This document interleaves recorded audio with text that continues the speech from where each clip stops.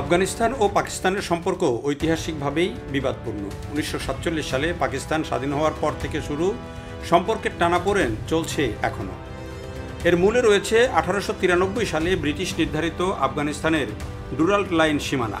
পরে দেশভাগের সময়ও বিতর্কিত সেই ডুরাল্ড লাইন থেকে যায় পাকিস্তানের সীমানা, যা সবসময়ই অবৈধ বলে বিবেচনা করেছে আফগানিরা। দিনে দিনে বেড়েছে এই সম্পর্কের টানাপোড়েন, কমেনি। চলমান এই সীমান্ত বিরোধ, শরণার্থী সংকট, উগ্রপন্থী গোষ্ঠীর কার্যক্রম এবং কূটনৈতিক টানাপোড়েনে সব মিলিয়ে পাকিস্তানের জন্মের পর থেকেই জ্বলছে প্রতিবেশী দুই দেশ।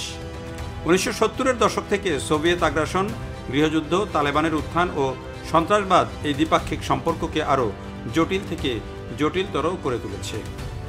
এরই মধ্যে বৃহস্পতিবার 9 অক্টোবর রাতে আফগানিস্তানের রাজধানী কাবুল ও সীমান্ত সংলগ্ন পূর্বাঞ্চলীয় পাকতিকা প্রদেশে সাম্প্রতিক বিস্ফোরণের ঘটনা দুই দেশের পুরনো বৈরিতা আরও চড়া হয়ে উঠেছে। শুক্রবার ওই হামলার নিন্দা জানিয়েছেন আফগান প্রতিরক্ষামন্ত্রী। একই দিনে পাকিস্তানের কড়া হুঁশিয়ারি দিয়েছে ভারত সফররত আফগান পররাষ্ট্রমন্ত্রীও। এই যে হুমকি এবং পাল্টা হুমকির পরই কিন্তু দুই দেশের মধ্যে আবারও সংঘাত হয়েছে। পরদিনই সীমান্ত এলাকায় দেখা দিয়েছে ব্যাপক গণ্ডগোল এবং এতে আফগানিস্তান দাবি করেছে তারা পাকিস্তানের 58 জন সৈন্যকে হত্যা করতে পেরেছে। অন্যদিকে পাকিস্তানও দাবি করেছে তারা আফগানিস্তানের ব্যাপক একটা অংশ, বিভিন্ন চৌকি তারা দখল করতে পেরেছে।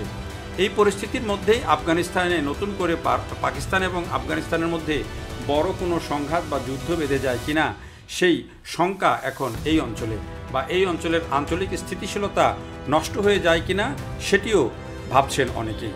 পাশাপাশি সাম্প্রতিক সময়ে মার্কিন প্রেসিডেন্টের বাগরাম অর্থাৎ আফগানিস্তানের বাগরাম বিমানবন্দর আবার দখল করার যে ঘোষণা, আর আফগানিস্তানের যে ভারতের সাথে যে সম্পর্ক নতুন করে যেই মাত্রা পাচ্ছে, এটিও বড় মাত্রা যোগ করছে এই সংঘাতের ক্ষেত্রে। আফগানিস্তানের তালেবান প্রশাসনের মুখপাত্র জবিউল্লাহ মুজাহিদ রোববার দাবি করেছেন, শনিবার রাতে তাদের বাহিনী প্রতিশোধমূলক হামলায় অন্তত 58 জন পাক সেনা নিহত হয়েছে। আফগান রাজধানী কাবুল ও দক্ষিণ পূর্বাঞ্চলীয় পাকতিয়া প্রদেশে বিস্ফোরণের খবরের দুদিন পর এই হামলা চালানো হয়। গত বৃহস্পতিবার অর্থাৎ 9 অক্টোবর রাতে এই বিস্ফোরণের জন্য পাকিস্তানকে দায়ী করে বিবৃতি দেয় আফগান পররাষ্ট্র মন্ত্রণালয়। তবে পাকিস্তান ওই দাবি নাকচ করেনি, আবার নিশ্চিত করেনি।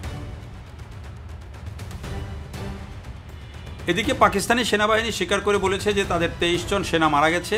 তবে পাল্টা হামলায় 200 তালেবান ও তাদের সঙ্গে সংশ্লিষ্ট সন্ত্রাসীকে হত্যার দাবি করেছে। পাকিস্তানের স্বরাষ্ট্র মন্ত্রণালয় আফগান বাহিনীর হামলাকে বিনা উস্কানিতে গুলি বলে অভিহিত করে।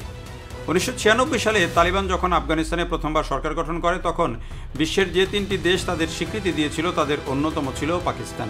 এরপর 2001 সালে মার্কিন নেতৃত্বাধীন ন্যাটো বাহিনীর আগ্রাসন শুরু হলে প্রায় 2 দশকের যুদ্ধে ইসলামাবাদ তালেবানকে সহায়তা করেছিল বলেই অভিযোগ। তবে 2021 সালে তালেবান ফের ক্ষমতায় ফেরার পর পাকিস্তানের সন্ত্রাসী হামলা বৃদ্ধি পেলে প্রতিবেশী দুই দেশের সম্পর্ক তিক্ততা শুরু হয়। ইসলামাবাদের অভিযোগ, তালিবান প্রশাসন পাকিস্তানের নিষিদ্ধ সন্ত্রাসী সংগঠন তেহরিকি তালিবান পাকিস্তান বা টিটিপি সন্ত্রাসীদের আশ্রয় প্রশ্রয় দিচ্ছে। তবে এই অভিযোগ বরাবরই অস্বীকার করে আসছে তালিবান। অভিযোগ ও পাল্টা অভিযোগের মধ্যেই দেশ দুটির সেনারা সম্প্রতি সীমান্তে বেশ কয়েকবার সংঘর্ষে জড়িয়েছে। সবশেষ চলতি সপ্তাহে আরও একবার রক্তক্ষয়ী সংঘর্ষের ঘটনা ঘটল। প্রশ্ন হলো, হঠাৎ কেন এই সংঘর্ষ? পরিস্থিতি আরও খারাপ হওয়ার আশঙ্কা আছে কিনা? পাকিস্তানের একজন কর্মকর্তা রয়টার্সকে বলছেন, কাবুলে বিমান হামলা চালানো হয়েছিল এবং লক্ষ্যবস্তু ছিল টিটিপি নেতা নূর ওয়ালি মেহসুদ, যিনি একটি গাড়িতে ছিলেন। আল জাজিরাও জানিয়েছে, টিটিপি নেতা নূর ওয়ালিদ মেহসুদ বেঁচে আছেন কিনা তা স্বাধীনভাবে যাচাই করা যায়নি। একসময় পারস্পরিক নিরাপত্তা রক্ষায় একসঙ্গে কাজ করেছে পাকিস্তান ও তালেবান, কিন্তু ইসলামাবাদ যখন থেকে তালিবানের বিরুদ্ধে টিটিপি নেতাদের আশ্রয় দেওয়ার অভিযোগ তুলেছে, তখন থেকে সম্পর্ক বৈরী হয়েছে। সংগঠনটির হামলায় পাকিস্তানে বহু প্রাণহানি ঘটেছে। ইসলামাবাদ ভিত্তিক নিরাপত্তা অধ্যয়ন ও গবেষণা কেন্দ্রের একটি তথ্য বলছে, চলতি বছরের প্রথম 3 প্রান্তিকে টিটিপির হামলায় অন্তত 2401 জন নিহত হয়েছে। বর্তমান প্রবণতা চলতে থাকলে পাকিস্তানের জন্য 2025 সাল হবে অন্যতম প্রাণঘাতী বছর।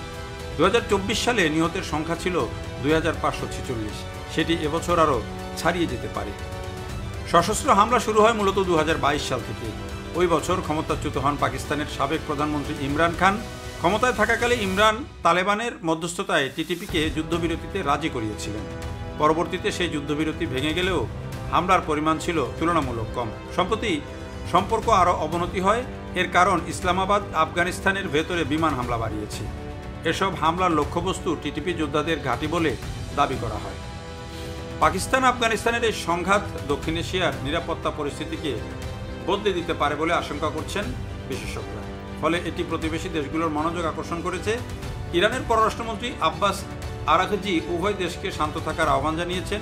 তিনি বলেছেন, আমরা উভয় পক্ষের সংযম চাই।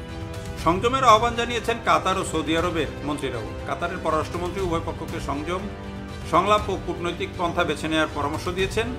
তালেবান সরকারের পররাষ্ট্রমন্ত্রী আমির খান মুত্তাকি বর্তমানে ভারত সফর করছেন। তবে সীমান্ত উত্তেজনা নিয়ে নয়াদিল্লি এখনও কোনো মন্তব্য করেনি। ইসলামাবাদ তালেবানের সঙ্গে নয়াদিল্লির এই সম্পর্ককে খুব ভালো চোখে দেখছে না। অনেকেই বলছেন এটিও সংঘাতকে উস্কে দেওয়ার একটা বড় কারণ। এখানেই শেষ নয়। সাম্প্রতিক সময়ে যে বৈশ্বিক প্রেক্ষাপট পরিবর্তন হয়েছে এবং বিশ্বের বিভিন্ন যে সুপার পাওয়ারগুলো আছে বা বড় শক্তিগুলো আছে তাদের মধ্যেও যে ক্ষমতার দ্বন্দ্ব এবং যেই অর্থনৈতিক যুদ্ধ যেটিকে বলা হচ্ছে বাণিজ্য যুদ্ধ বা শুল্ক যুদ্ধ যেটি হচ্ছে, সেটিকে কেন্দ্র করে যে বিভক্তি, বিভিন্ন ব্লক তৈরি হচ্ছে, সেটিও একটা বড় কারণ। সাম্প্রতিক সময়ে পাকিস্তানের সাথে মার্কিন যুক্তরাষ্ট্রের সম্পর্ক অনেক ভালো হয়েছে এবং এই অঞ্চলে দক্ষিণ এশিয়ায় পাকিস্তান হচ্ছে এখন মার্কিন যুক্তরাষ্ট্রের সবচেয়ে ভালো বন্ধু এবং পাকিস্তানকে শুল্ক সুবিধার সর্বোচ্চটা কিন্তু দিয়েছে মার্কিন যুক্তরাষ্ট্র। তাদের শুল্ক কিন্তু 19%। পক্ষান্তরে মার্কিন যুক্তরাষ্ট্র আবার নতুন করে ঘোষণা দিয়েছে বাগরাম বিমানবন্দর, অর্থাৎ আফগানিস্তানের যে বাগরাম বিমানবন্দর সেটি দখল করা হবে। তো দখল করতে গেলে যেহেতু পাকিস্তান এখন তার সবচেয়ে বড় বন্ধু, এখন পাকিস্তানের মাধ্যমে যদি আফগানিস্তানে আবার বড় কোনো হামলা করে বা পাকিস্তান যদি এই ক্ষেত্রে সহায়তা করে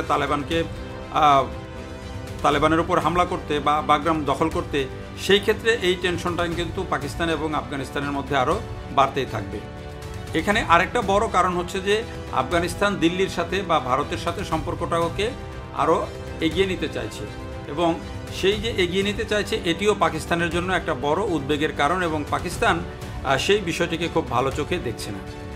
যদিও আফগানিস্তান এবং পাকিস্তানের মধ্যে যে সামরিক শক্তি বা জনশক্তি বলি বা যেই শক্তিতেই বলি পাকিস্তান যোজন যোজন এগিয়ে আছে, কিন্তু ভূ রাজনৈতিক কারণে বা বর্তমান যে বিশ্ব প্রেক্ষাপট সেটির কারণে হোক এবং আফগানিস্তানের যে ভৌগোলিক গঠন সেটির কারণে হোক, সেখানে কিন্তু দীর্ঘ সময় বা লম্বা সময় যুদ্ধ করে কেউই খুব বেশি ভালো কিছু করতে পারেনি। এই যে একটা বিষয় এবং বর্তমান যে বিশ্ব প্রেক্ষাপটে কে যে কাকে কিভাবে সহযোগিতা করছে এবং অস্ত্র যে কে কাকে দিচ্ছে এবং কে কাকে দিয়ে কাকে আক্রমণ করবে বা কাকে দিয়ে কাকে ফেলবে, এই বিষয়গুলো কিন্তু এখন অনেক বেশি চর্চা হচ্ছে। ফলে আফগানিস্তান যতই এখন সামরিকভাবে পাকিস্তানের চেয়ে পিছিয়ে থাক, তার পেছনে যদি কেউ শক্তি হিসাবে কাজ করে, সেটি কিন্তু এই দুই দেশের মধ্যে সংঘাতকে অনেক বড় আকার দিতে পারে। পরিস্থিতি কোন দিকে যায় সেটি নিশ্চয়ই আমরা লক্ষ্য রাখবো, আপনাদেরকে জানানোর চেষ্টা করব।